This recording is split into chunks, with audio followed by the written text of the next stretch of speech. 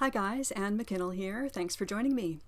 So I received my replacement Tamron 150-600mm G2 lens. If you've been watching my videos, you might already know that I received the first of these lenses a couple of weeks ago, and it had some significant focus problems. There's another video if you haven't seen it, but it was doing some really serious back focusing and front focusing. So bad that I wasn't even able to fix it using the tap-in console and doing micro focus adjustments. So it was a real lemon. I sent it back, and I've been waiting for my replacement to come, and I finally have it. So while I was waiting, I continued on with my plan using a lens I already own. So what's happening right now is that I'm unable to carry any of my camera gear. So I'll get into that another time. But the solution that I came up with was to get a big tripod that's as tall as me and a gimbal head and a great big wildlife lens. And Ray sets that up for me outside the RV. We're parked right now on backing onto an estuary where there's all kinds of bird action. So the plan is that Ray sets this up for me. I just let it sit outside all day, and whenever something happens, I can get up and photograph without having to deal with the weight of the gear. So I went on with that plan while I was waiting for my replacement lens, and I'm using my Canon 400mm f5.6L lens, which I've owned for some time, and I love this lens. But given that I can't move my gear, I really wanted to get a longer lens. So I have some comparison photos to show you. This turned out to be a great situation because the gear isn't moving. I'm using the same tripod with the same gimbal head, the same camera body with the same settings, in the same location, you know, photographing the same birds landing on the same trees. So it turned out to be a good situation to be able to compare these two lenses. Now, what happened is that I'm still having some focus problems with the new Tamron lens. They're not the same focus problems, they're different problems. So let's take a look at the photos and I'll explain what's going on along the way. This isn't a very scientific test. What I did is I just used the lens in the field, and then I've tried to compare it here with photos I've made of animals that are in the same location, because what seems to be going on here is twofold. One is the distance between the camera and the subject, and the other is whether or not the subject is moving. Okay, so let's just start with these top photos here. So I've marked all of the ones I made with the Tamron lens in red, and the ones that are made with the Canon lens are in green, and that just helps me keep them all straight here while I'm talking. So these first two are relatively small birds. I would say they were about 20 feet away from the camera. And I'm quite happy with this one. I find that when the subject is fairly close to the camera, the Tamron did really well. So let's look at this one at 100%, and we'll go over here, and you can see that this is sharp. Okay, so you know, the bird's feathers are sharp, the eye is sharp, and the bokeh in the background is nice and soft. It's beautiful. And of course the Canon is, you know, I think it's actually even sharper than the Tamron was at this close distance, but Tamron did fairly well too. Now this next set, these two photos here, you can see they're on the same tree. A little bit of a different lighting situation. So this tree is quite a ways away. I would say that this tree is about probably 250 feet away from where I was standing. So let's take a look at this a little bit closer up here, go 100%. And I think what I did in this case is I actually focused on this heron at the bottom. So I don't want to unfairly say that the heron at the top here is out of focus, because I probably focused on this one. So let's just look at this one, and he looks sharp. Now these herons were just standing there. They were barely moving, okay? So, the Tamron did fairly well. It is a distance away, but it did fairly well here.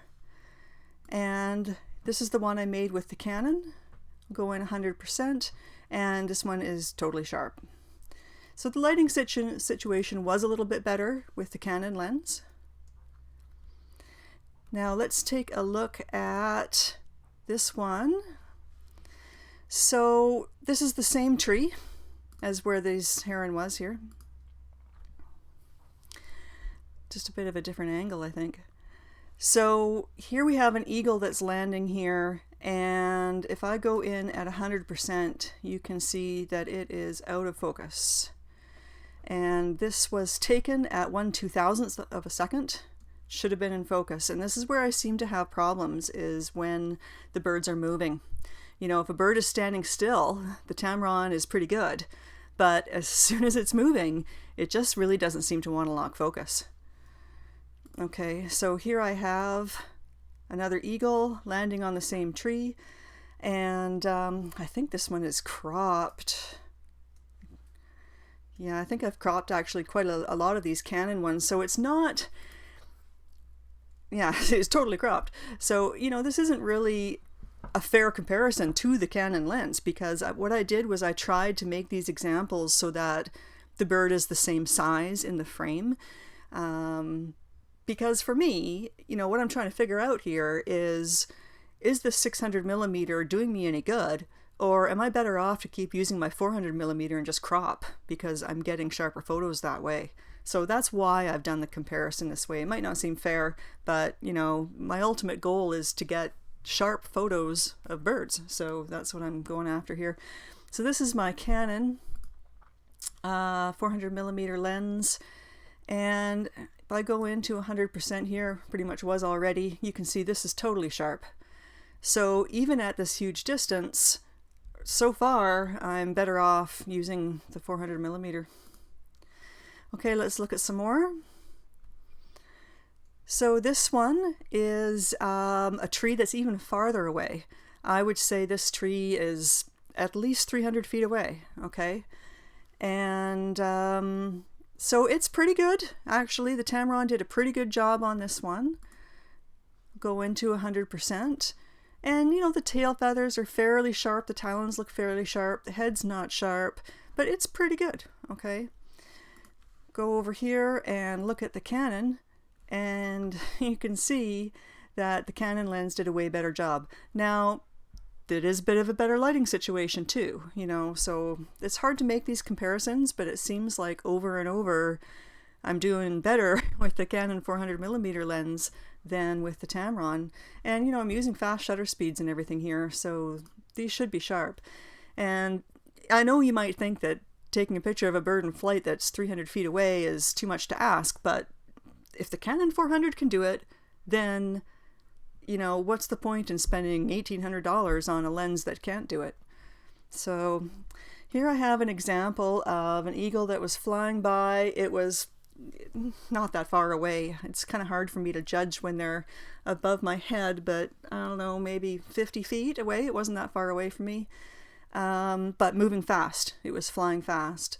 So this is taken at 1/2000th of a second, and you can see it's totally out of focus. And this is where I have the hardest time, is with birds in flight. It just does not want to lock focus.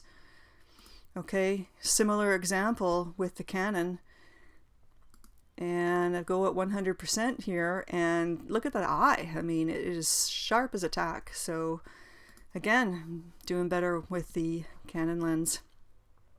Okay, here I have a couple of photos. These ones that had the heron down in the estuary, I'm gonna guess that this is maybe 100 feet away, 75 even. It's not that far. Okay, this is the Tamron lens, 1/2000th of a second, and totally out of focus. Okay. Now this heron, I know this looks like a totally different location, but it's tidal. So this is at high tide, and this heron is farther away. So in this picture here, there's a grassy area back there, and so in this picture, The heron is farther away. It's a lower light situation. It's a shorter shutter speed, I believe. Yeah, here's 1/2000th of a second, and it's out of focus. With the Canon, it's 1/1000th of a second on a darker situation, on a bird that's farther away, and it's completely sharp. Okay, so now, this location is a really long way away. It's hard for me to guess again. I'm going to say 300 feet. It's quite a ways away. But good subject with good contrast, white and black. And Tamron lens, completely out of focus. It really seems to not do well at all with subjects that are far away, that are moving at all. And now these deer are in the same location. That raccoon was right in, actually there's the little grassy, that raccoon was right here. And so these deer, let's go in closer here, and they look pretty sharp to me given the distance. So again, the Canon's doing better. Now a little bit closer to me. This is significantly closer, maybe 100 feet away. And totally out of focus on the Tamron lens. Canon lens, not exactly the same location, but not too far away, about the same distance. And there's the Canon lens, completely sharp. So, not that great. Now, one thing you may be wondering is, well, is this a fair comparison? Because I'm comparing the 400 to the 600. So, I have 3 photos here of the same subject that I took, one right after the other, at 400, 500, and 600 millimeters on the Tamron lens. So let's take a look at those. Okay, so I have this juvenile bald eagle in this tree. Guess how far away that tree is. I'm gonna say 200 feet. So let's go at 100%.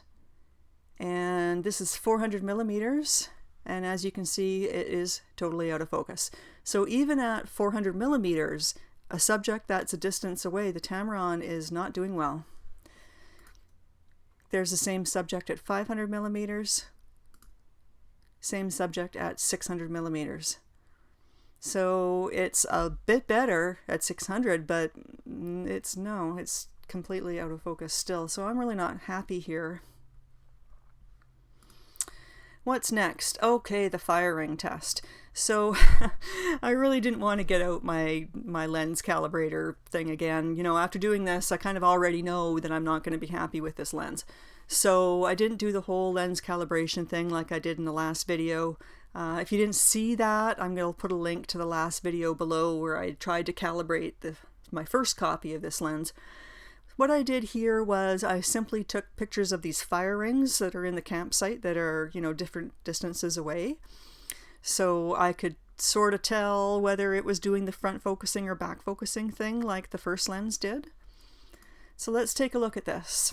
Okay, so this first 3 are 400 millimeters, and this is the closest firing. And you can see it. I think it's focusing in the right place. When I go into 100%, this is the closest firing at 400 millimeters, and it seems to be okay here. Here's the second firing at 400 millimeters. I'll go into 100%, and I don't think it's front or back focusing. It's not that sharp, but I don't think it's front or back focusing. So for all of these photos, what I did was I focused right here on the edge of the firing.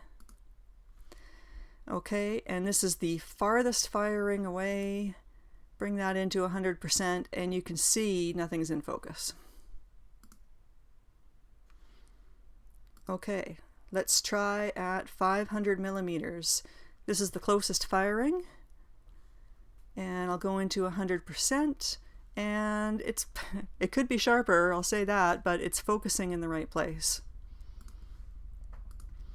Here's the second firing. I'll go in at 100%, and again, I don't think it's front or back focusing, but it's not sharp. And there's the farthest firing away, go in 100%, and again, nothing is in focus. So whenever I'm, trying to photograph this farthest firing, nothing seems to be really working out. Let's take a look at the ones at 600 millimeters. So this is the closest firing. We'll go into 100%. And this one looks pretty good. Okay, it's not front or back focusing. These pieces of grass here look sharp. Second firing at 600 millimeters. Again, it's not front or back focusing, but it doesn't really look that sharp to me. And at 600 millimeters, the farthest firing, once again, nothing is in focus. So I'm having the same results at 400, 500, and 600 millimeters on this Tamron lens. Next I have some photos of this little killdeer that came down into the estuary one day when I was testing the Tamron lens. And so I took a bunch of photos of it. And then a couple of days later, I was lucky enough that the killdeer came back to virtually the same location. And I took a bunch of pictures of it with my Canon lens, so that made a really good comparison. So here it is. Now let's take a look at this at 100%, and you can see that it is out of focus. All right. When I took the pictures with the Canon lens, here's the Canon lens. So the birds were farther away. Let's go back to this first photo here. The bird was up here, this killdeer was up here when I photographed it with the Tamron. And with the Canon lens, the tide was a little bit higher and the bird was back here, okay? So you can see it's back there. With the Tamron lens, it was, it was a bit closer, not a lot, maybe 20 feet closer or something like that. It was also a darker situation when I was photographing with the Canon lens, so I have higher ISOs. And it was a shorter lens. So this is an unfair test. I would really expect the Canon lens, the shots that I made with the Canon to be softer for those reasons. Darker, higher ISO, the bird was farther away, okay? But that's not what happened. Again, with the Tamron lens, 100% out of focus. Here's the Canon lens. I'll go to 100%. And that's pretty good. I mean, it's ISO 2000, but it's not out of focus. A little grainy, but it's not out of focus. So I took some statistics here. I'm going to have to look at my document. I'll just bring this up. So I wanted to calculate, what kind of an in-focus rate am I really getting here? And since I had all of these shots of the killdeer, it allowed me to make some calculations. So with the Tamron lens, I had 35 shots of this killdeer, and these are shots that I made when the killdeer were just slowly walking around down in the estuary. They weren't flying or anything. I didn't count the flying photos. I just counted the photos where they're either just standing there or moving around very slowly. So I have 35 shots with the Canon. Only 7 were in focus. And so that's a 20% in focus rate, which is pretty sad. With the Canon lens, I took 55 photos and 51 of them are in focus, 93% focus rate, okay?